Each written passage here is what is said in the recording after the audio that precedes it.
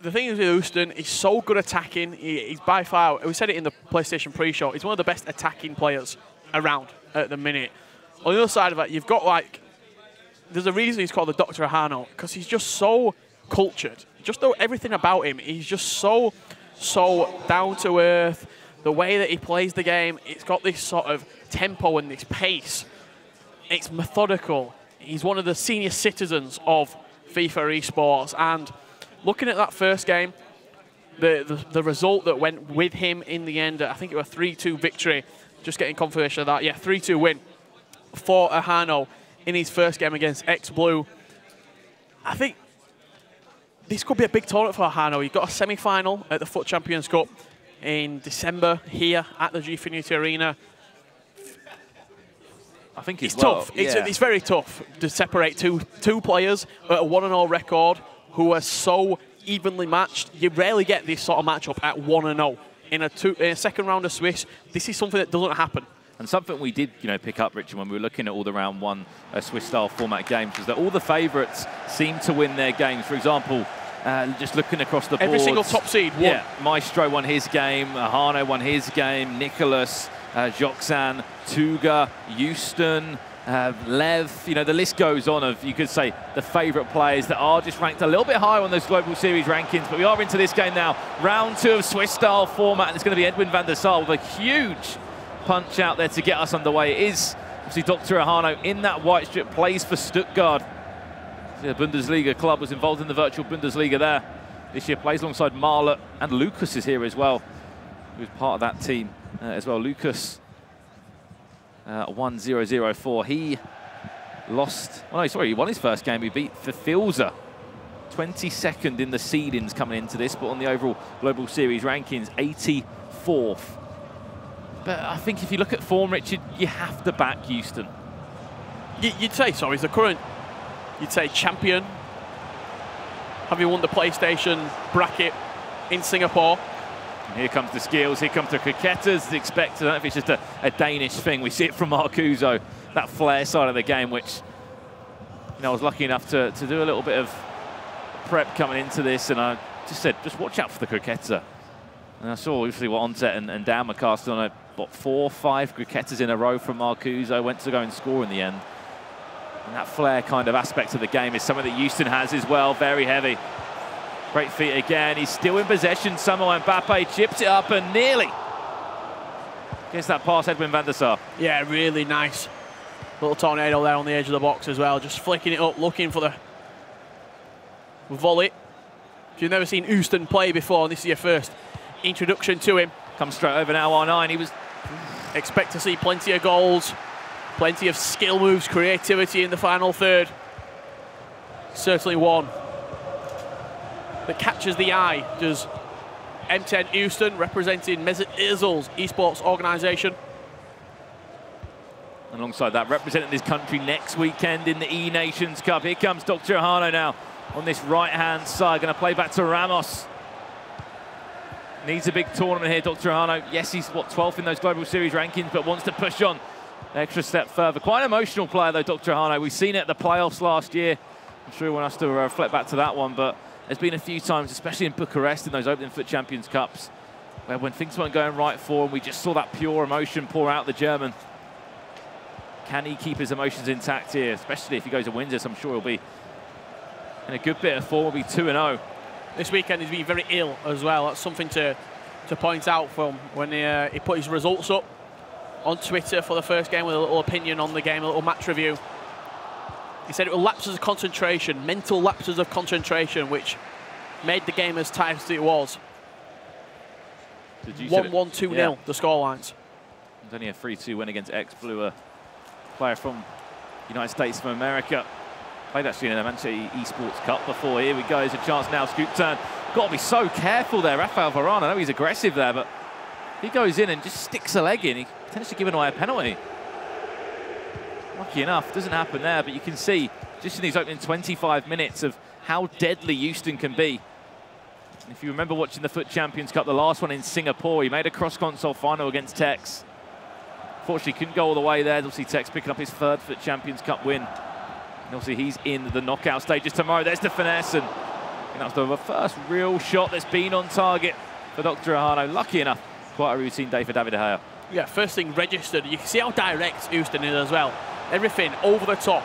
He doesn't take his time. He just aggressive in the play. There's an intent to everything that he does.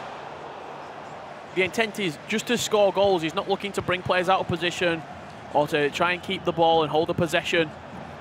He's just looking to score goals. That is his game. I think one thing we questioned him on quite a bit in Singapore was defensively. How is Ustun defensively? And I think 1 or 2 games, he won like 2-0 or like a 2-1. He had to dig deep. He had to defend well. And speaking to his coach, that was one thing they've tried to be working on. It's just, yes, he's fantastic in attacking. He's so used to just outscoring his opponents. But there comes a time and a place where you have to start picking up the defensive side of your game. He will come forward now. Great feet. Everything's out from him. Yeah, a couple of elasticos there back to back with a nice little step over combination involved there. I'm interested to see Ustun's lineup because it looks like potentially Neymar leading the line. Yeah, it does look like that, doesn't it? You can just see those yellow boots playing the Ajax strip. It's the closest thing that looks like the team jersey of M10. See Mesut Ozil in the esports space now with his esports team. Got a few players on their books, but the big ones you probably will know are the likes of Resende and Ustun, an Xbox player from Brazil. You see the man on your screen now from Denmark. Been playing really well in the eSuperliga as well. They've got their finals coming up very soon. Top of the league at the moment, I think just in front of FC Copenhagen. And he loves it over there. The fans go absolutely crazy. Yeah, I saw the Twitter clip a couple of weeks ago with Ustun interacting with the fans after a hard-fought victory. It's crazy. You've not seen it. FIFA esports. If you've not seen that, go out and find it yourself on Twitter because it's a good little watch, like 30 seconds long. I'm sure they'll be watching it as well from home. Lovely ball. Lofted one on this left-hand side. It's going to go to Eusebio, who's just going to have to keep that in. A little scoop all the way over to Neymar. Did leap up, but it was Rafael Varane that leaped up even higher. Added time of 2 minutes, still goalless. This is round 2 of Swiss-style format. If you have just joined us at the FUT Champions Cup in London. The 6th FUT Champions Cup of the year as well, the last one. And there we go into half-time. You just see there, frustrating half for Ustun. A lot of the ball, he tried a lot of his combinations of skill moves that we used to see in the croquettes, elasticos, the step-overs, everything was out for him, but just wasn't able to kind of act on it. Yeah, we're knocking on the door, and DrErhano he had the padlock on, he was keeping it shut. I thought he was playing a 4-4-2, and I just got the confirmation of it there in the split second that we saw it. Vieira and Hullet holding, looked like Eusebio on the left, and then Neymar leading the line. Ronaldo also involved in that 4-4-2. He can switch into a 4-2-3-1. I think when he played Zizinho in the console final in Singapore, he did switch into a 4-2-3-1 and saw out the game. Did Ustun. Change straight away as well. Sorry to interrupt. Pele on. Attacking change for DrErhano. It's that kind of ability to be really flexible, though. Obviously, it's great that he can attack and the way that he can attack, but you've got to be able to play different formations, as we're seeing now from Ustun. Be able to defend when the going gets tough. It's not every game you're going to get a lot of the ball. Players obviously will know how to match up against their opponent, especially as we saw in that cross-console final against Tex, in which he actually went and won on his away console as well. When the going gets tough, the tough get going. And M10Ustun's proven that he can hang in there.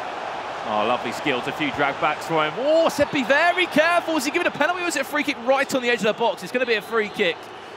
That was very close indeed. 19 yards out. Eusebio's over it. Neymar's going to take it. Really nice free kick there as well. Took it with the second man.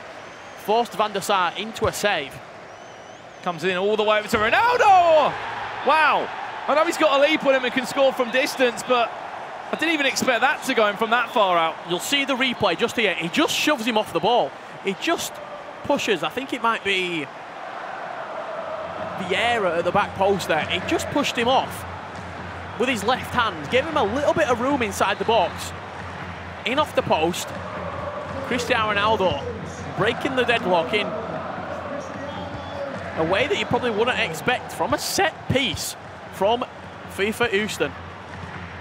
So you normally expect to see the croquettes, the tornadoes, the lassie flicks, everything out from Ustun. Has to defend though straight away. DrErhano on the attack. He's done so well down this byline with Mbappe. He goes for a finesse, hits the post, he goes everywhere, and finally into the back of the net at the end from Cristiano Ronaldo. A sign of relief from DrErhano. He just laughs to himself as that somehow just about finds its way into the back of the net. I'm baffled.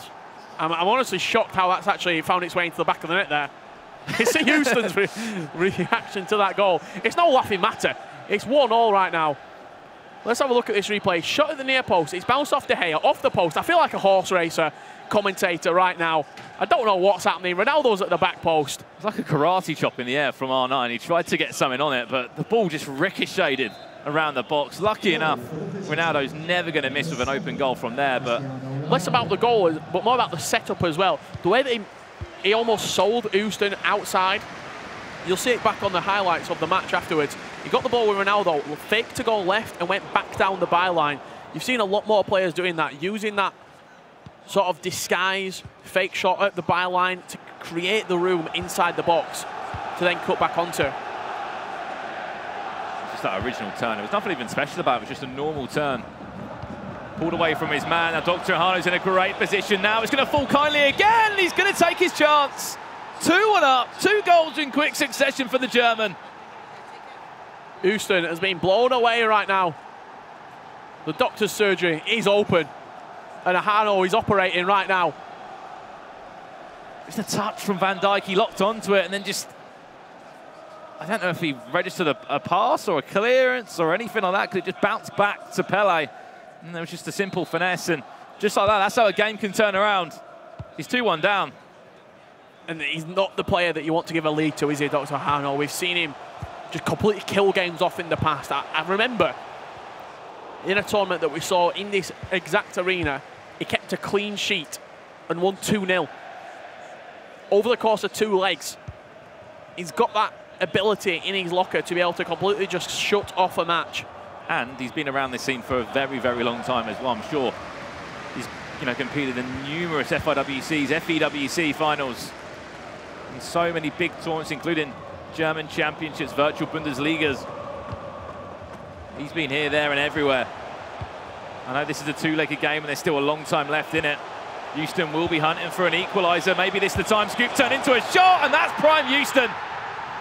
How about that? 2-2. Game on. Really, really nice goal from Ustun there. Just that little bit of skill or that trickery. Simple scoop turn. Opened up a bit of space just to the left of Rafael Varane. It's often the case when you shoot directly coming out of the skill move, that shot tends to have a better chance of going in. Whenever you see the El Tornado out of the shot out of the El Tornado, out of the scoop turn, it just seems to go in, that shot, more often than not, especially if you're timing it green and adding the extra power and velocity to the strike. That's where your success is going to come. But DrErhano looking to bounce straight back and reclaim this lead that was once his. Ramos down this right-hand side as well, into Ronaldo. He's been so dangerous so far. Use of a few croquettes there, but didn't actually create any room for him. Hullet to Pele, the goal scorer of one of the goals we've already seen. There's the ball through, outside the boot. Nothing fancy about that. Straight into the left-hand corner, and the lead back with DrErhano once again. The pendulum swings to DrErhano yet again. This game has absolutely been fired into life in this second half. I thought we were in for a quiet day at the office. Definitely not. Well, DrErhano and FIFA Ustun, 5 goals in what, 25 minutes in this second half? Just seems a bit puzzled, does the Danish player there. I think he's just looking across to Lev, who is next to him. You can't see it here. Obviously, we saw the full line of players playing next to each other. Obviously, the players that play higher up in the arena, obviously seeded there or placed there on their Global Series ranking. So across that, you've got Nicholas Joksan, Tuga, Ustun, Lev, and then right down the end of that row, you've got Mo Alba.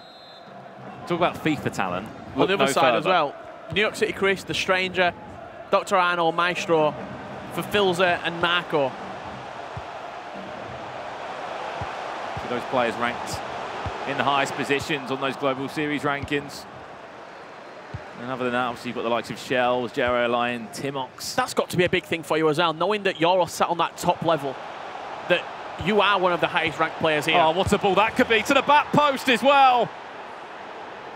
The trickery to do that, just a simple little scoop over the head of the goalkeeper. Ball came and it was whipped in on the right-hand side. It's all business from DrErhano. He knows there's still a second leg to play, but if we can catch a little bit of that on the replay. Look at that, comes across. Just a little bit of a dink to the back post to ensure that it goes from what? A 70% chance of going into a 99. Yeah, just crossed to the back post. Quite a simple goal in the end, but he saw it before it even sort of transpired, that chance. He knew that as soon as the ball got fizzed into the first man, the dink was already on to the back post. R9 had already peeled away. Well, back to your point, yeah, I definitely think if you're sitting up there, you've got that pressure on. You're higher up in those Global Series rankings. You've been to more tournaments. There will be a bit of pressure. That's a bit risky at the back. Played back to Van der Sar. Obviously in goal for DrErhano. Obviously, DrErhano, a bit of a perfectionist as well, so he would have tried out the likes of David De Gea, Courtois, but he's happy to go with Van der Sar in the end. He's just the most consistent goalkeeper for a lot of players. That's the reason that they use him. As he dives to the bottom left corner there, just knowing his goal, knowing where the post is, seeing that one past.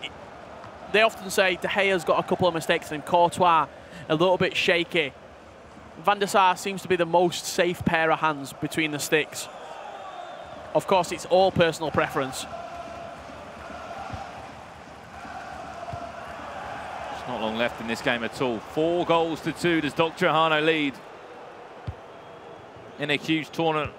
One thing that we always used to pick Ustun out on was that mind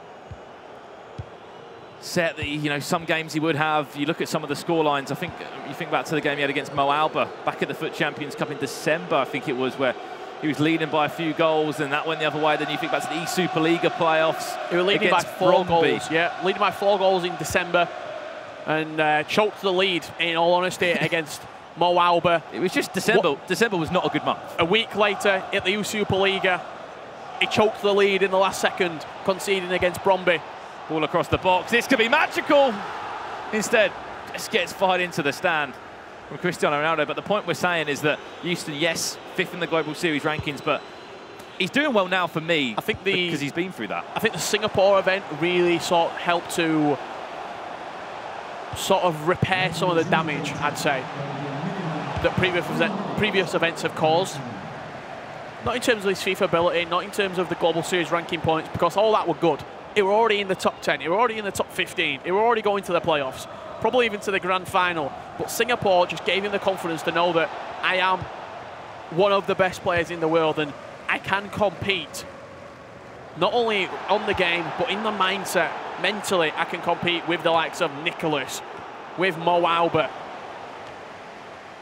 Also goes to show as well that December, obviously the events that happen there with big games, he's losing out on big games because of, you could say, that mind side of the game, the psychological side of the game, I should say. It hasn't really affected him now. You've gone, what, 3 or 4 months down from this line. He made a cross-console final in Singapore. He's doing so well now in the eSuperliga in their 2nd season, and there's a few words from his coach there just going on.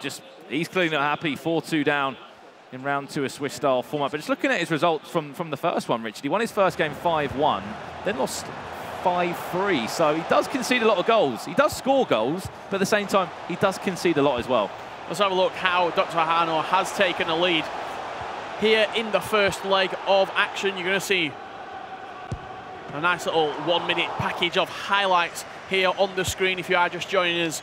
This is how the first leg did go down. It was Ustun taking the lead, but all the goals then came in the second half. It did indeed, Richard. Everything just seemed to fly into the back of the net. This was this chance. He got down the byline, she said, sold Maldini. There was the original finesse. Then there was a deflection off the post. And Cristiano Ronaldo was at the back post, lurking and waiting for it. And then there was another chance as he did come forward. Now, Pele this time gets around the right side of his man, falls back kindly from an awful touch from Van Dijk. Ustun did answer back, though. Very, very efficiently, you've got to say. Nice scoop turn out of his feet. No wasted motion for Ustun. Neymar, time to finish past the goalkeeper. but it was the Doctor who got the final laugh in the first leg. Did indeed, and he actually came in quick succession. It was R9 there, and then there was the ball down the line. This is one of my favourite goals we saw. Just drilled straight across from Cristiano Ronaldo, and a little dink there, just to simplify it to the back post and ensure that R9 would score that goal to put him 4 goals to 2 up after that first leg. Still a second leg to come, and both players getting a few words of wisdom. And to be fair, DrErhano doesn't even have a coach having a few words with Maestro, who's next to him, the French player there, who will be, of course, at the E-Nations Cup with PSG Dax. And that man on your screen will be at the E-Nations Cup with Denmark. His teammate Marcuso currently playing as well. Marcuso leading 4-3 at the break up against the stranger. That's an insane bit of play there from him. I'm not going to, I know you said clutch yesterday, Rich, but I did say I'll watch out for Marcuso. He's 78th in the Global Series rankings. I think for us it was more of a case of when we were looking at some players to pick out for who is on the verge of getting into the playoffs, getting into the top 60.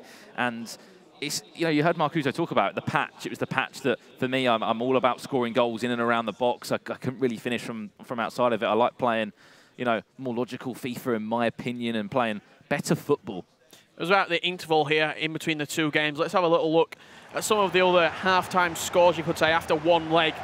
What we are currently looking at, Nicholas 2-4 down against Lucas 1004. Joxan and Shells currently 0-0.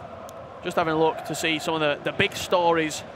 Giles from Lille 5-3 up against Mo Albert as well. We'll see how all those games do transpire in the next 90 minutes of FIFA. Of course, the beauty of Swiss-style format. Everybody that wins, for example, everyone that's 1-0 will be playing against each other now. Then the numbers will go lower for the players that are unbeaten. And by the end of play today, we will have, obviously, a range of unbelievable Swiss-style records. Obviously, it's Megabit that went 5-0, but he's no longer in the competition. So just get yourself through, get those 3 wins.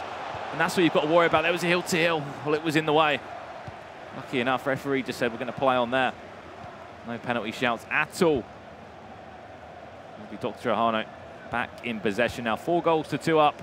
Really impressive first leg from him. I expect DrErhano just to keep hold of the ball, extend the lead and go forward when he can. But he's not going to rush anything going forward. He's not going to force passes into areas. Here he comes now again. Drag back. Here comes the shot. He'll go out through a corner as well. It's just Van Dijk being controlled at the front post there. It's going to go into R9. A simple drag back to that back post where just offside. I think it was Varane that.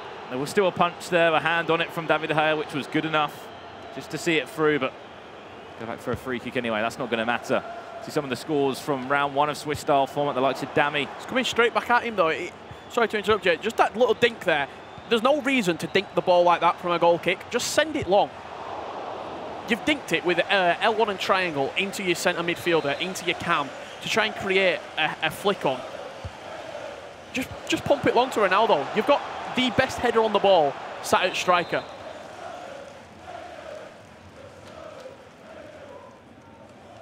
Once again, you mentioned Ronaldo. There's Ronaldo. Get rid of that, Marcelo.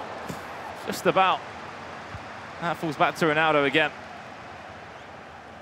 From nearly scoring to defending. There's the through ball as he got the legs on Van Dijk. Van Dijk will win the upper body battle. No, he won't.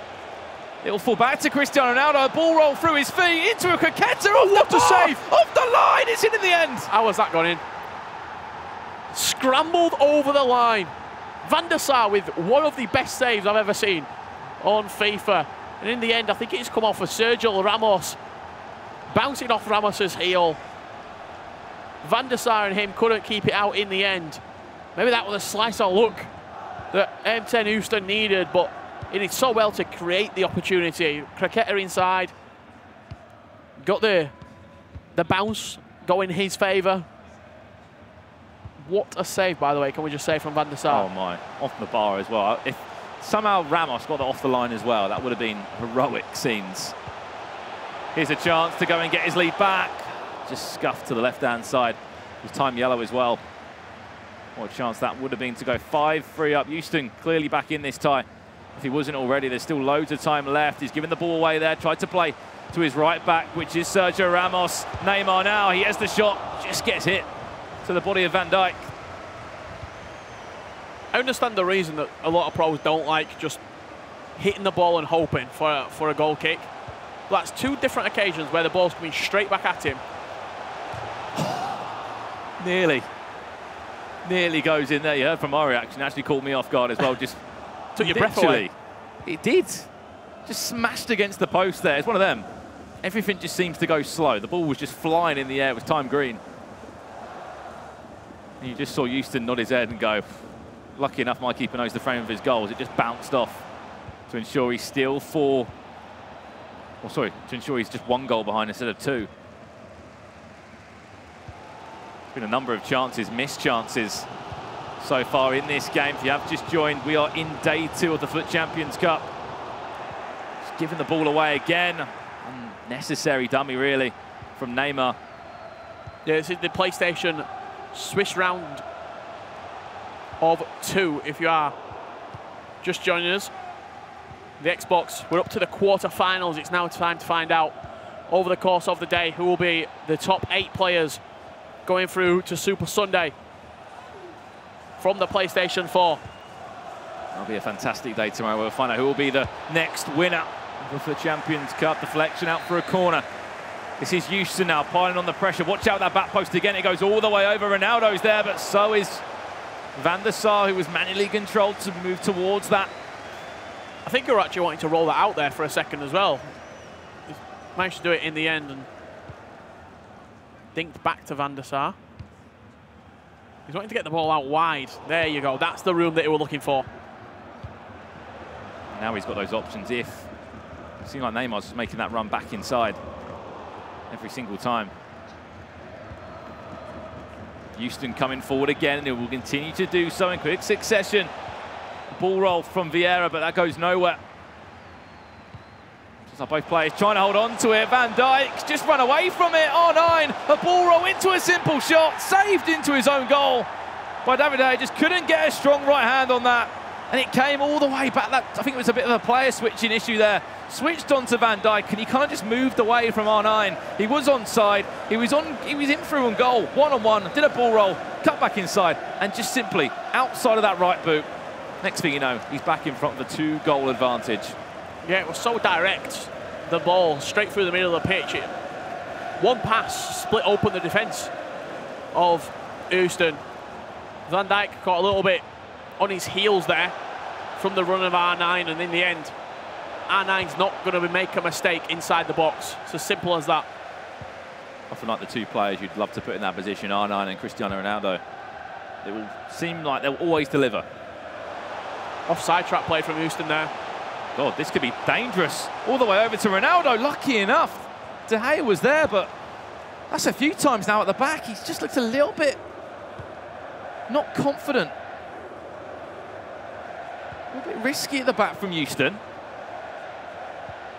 Neymar tried to force it to pull it. Obviously, we keep talking about the attacking side of Ustun. He needs to be able to back up his defending side of it as well, or at least outscore his opponent, which obviously he has been used to doing. You look at the result he got in the round 1 of Swiss, an 8-6 win. Still conceded 6 goals, though. There's so much room at the back here that DrErhano's playing into. There's so much room behind Ustun's defence. He's taken the free kick just on the edge of the box. It's in quite a good area. Probably thought he got a better chance of scoring the free kick rather than playing on with the move. So just stand on the ball, let the referee pull it back. It's going to be a run over it from Pullet to the edge of the box for a finesse, and that is... It's the reason he waited. It's the reason he wanted the free kick on the edge of the box. You don't always see a free kick being finesse when it's laid off. Normally they just get their boot through it and go for more power over precision, and just angled in from Kylian Mbappe. Never normally see that. Finesse from the edge of the box, of course we see that, but from a free kick, laid off. And that's the stats that Mbappe can provide. That's what he can do for you in the final third. And you said it perfectly, he wanted that free kick for a reason. And now he goes into the break with a 3-goal advantage for DrErhano. Yeah, really cultured finish. Just got the right boot on it, just guided it into the back of the net. I seem to remember Darren Fletcher scoring a very similar goal back in the day. Was that for Man United? Or? It was, yeah. Just guided it into the back of the net, over the goalkeeper. And I don't like to be critical. Go on. But you're never going to win a FUT Champions Cup defending the way that Ustun's defending. That's what we've been talking about. We've been talking about his attacking side of the game throughout. Why has Tex won so many FUT Champions Cups, and why has he been so dominant? Because he went strengthened away, so much defensively. He's one of the best defensive players this year. I can only agree with you on that. The defensive side to his game was the one thing that we asked and we questioned.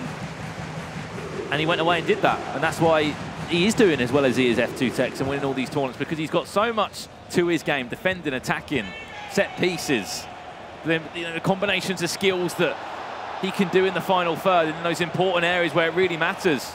Yes, this is only Swiss-style format, but we're looking ahead here. Ustun, offensively, there's no questions about how good he is going forward, but the question marks have always been about him defensively. He knows that. There's going to be gaps that appear. Yes, he has to go out for this game when he's 3 goals behind. Pele now have a chance. Now he's 4 goals in front, and he's running away with a victory here for DrErhano. He may have lost his voice yesterday, but he hasn't lost his FIFA ability, that's for sure. Looks like he's going to be heading 2-0. Yes, we're only 49 minutes into this. Make a change. Is it time for 3 at the back now? Yes, it is from Ustun. Get the numbers forward. Get the attacking players. He's got no subs. Well, he's out of sub, so he looks like he's going to have Marcelo. Maybe to be honest, doing a job in midfield. Yeah, Marcelo can play midfield. He's very versatile. Also got pressure on heavy touch as well. We are going to jump away from this game, though, as the scoreline has just... It's gone away from FIFA Ustun there in the end.